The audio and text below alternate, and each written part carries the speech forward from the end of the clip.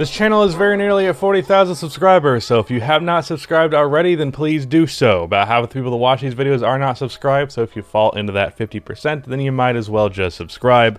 Also drop a like on this video, it helps it do better in the algorithm, and it's much appreciated.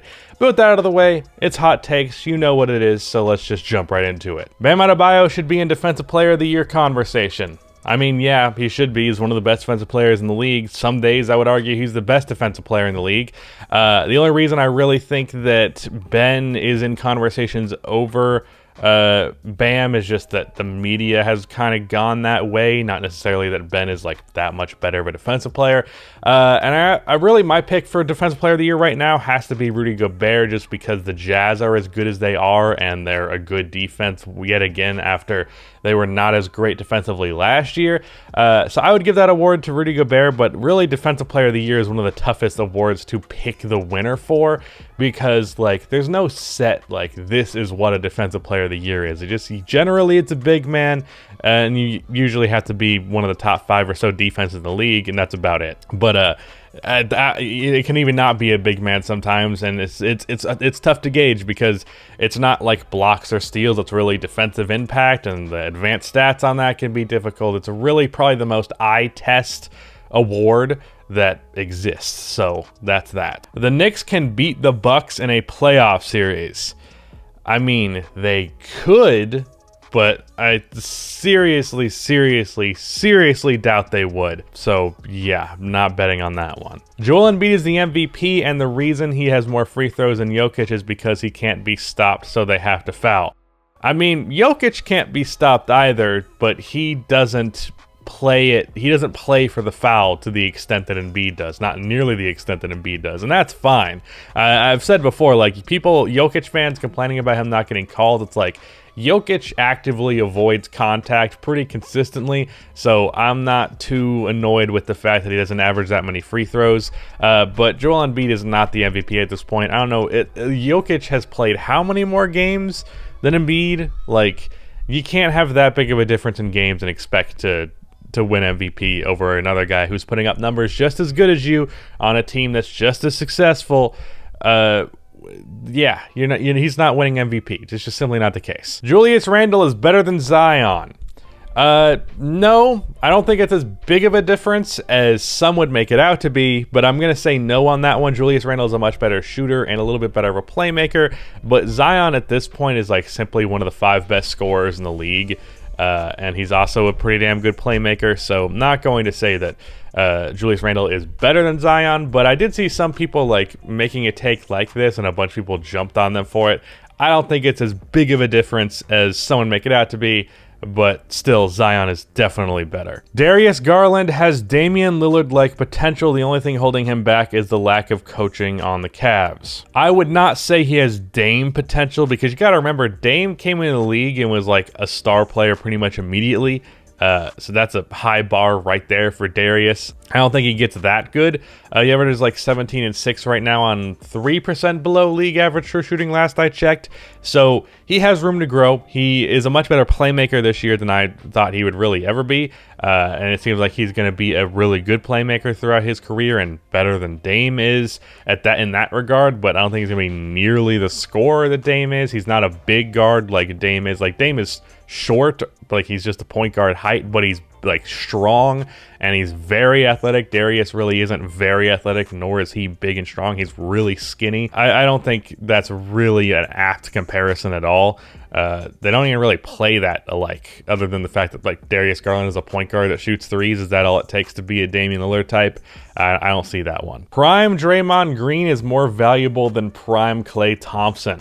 That's probably true. Like 2016, 2017 Draymond Green was probably one of the 15 most impactful players in the league.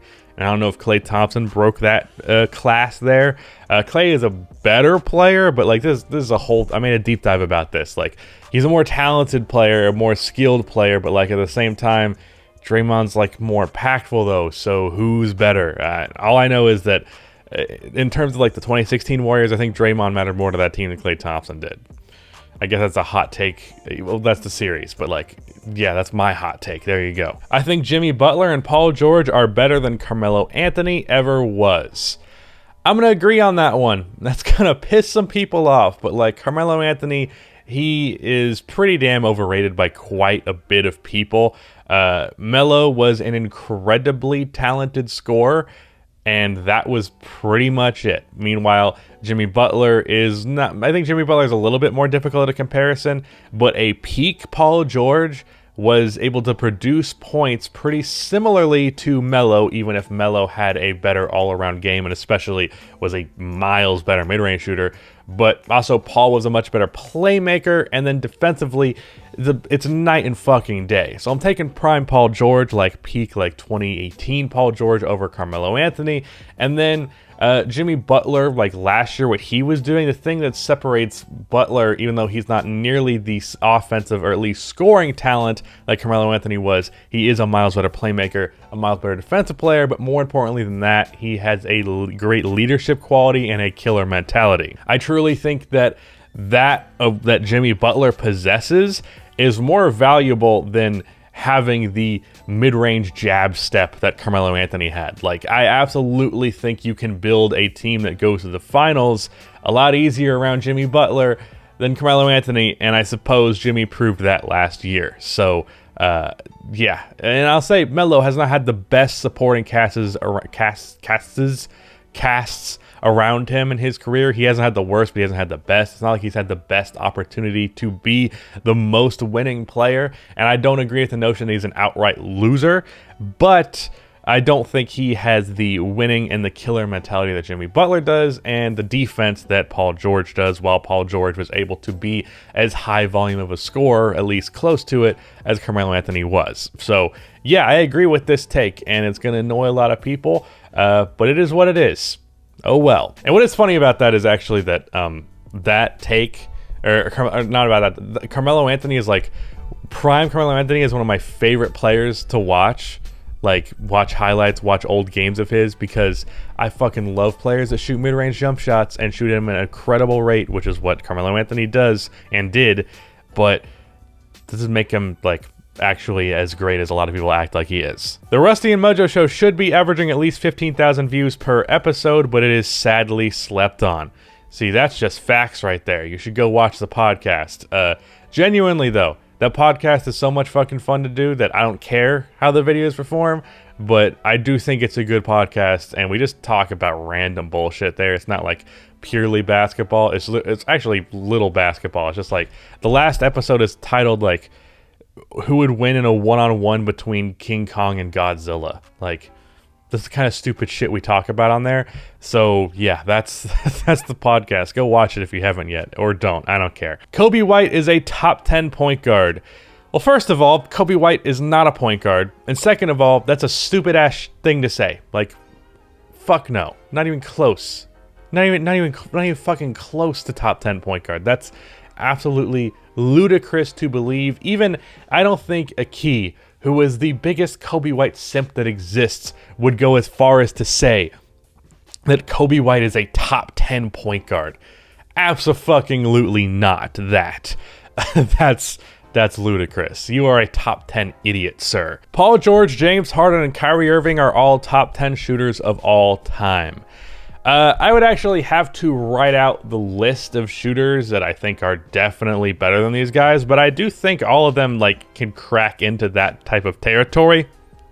The thing about James Harden is he is such a high volume three-point shooter, but so little of them are catch and shoot that his three-point percentage has never been as great as you would like it to be. He's usually around 37-38%, which is still good, especially for the high volume. But generally when we're talking about best shooters of all time, they have high volume and high efficiency, and James Harden really does not have the efficiency from three, though pull-up three-point shooting wise, he might be like the second best pull-up three-point shooter after Steph Curry. Like, he could, maybe Dame is up there.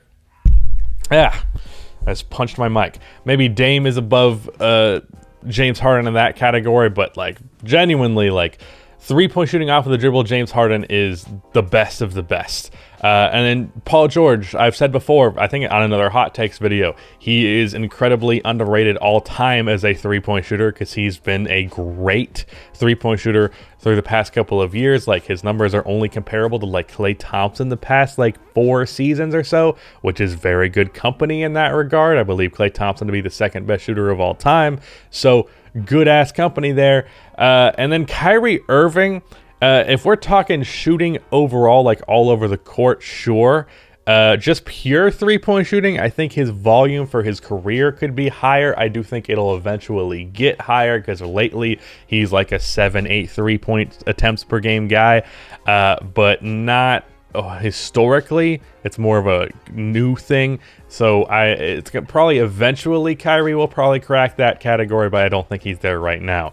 Even if Kyrie is statistically, percentage-wise, maybe the best shooter here, Paul George a little bit below 40%. Kyrie is consistently over 40%, so I could see an argument for him in that regard. But in general, his volume, I think, needs to be a little bit higher. Although, I could be bullshitting right now and look at his attempts, and it's actually higher than I remember it. But I'm pretty sure for like a lot of his prime, he was like at 5, 6, maybe 3-point attempts per game. When you're talking about James Harden, who like for 2 years averaged 13 threes a game. So, yeah. So that's that. That's Hot Takes. Shout out to Rudy for editing this video. That is the end of this video. Please be sure to like and subscribe for NBA content like this, and cue the outro music.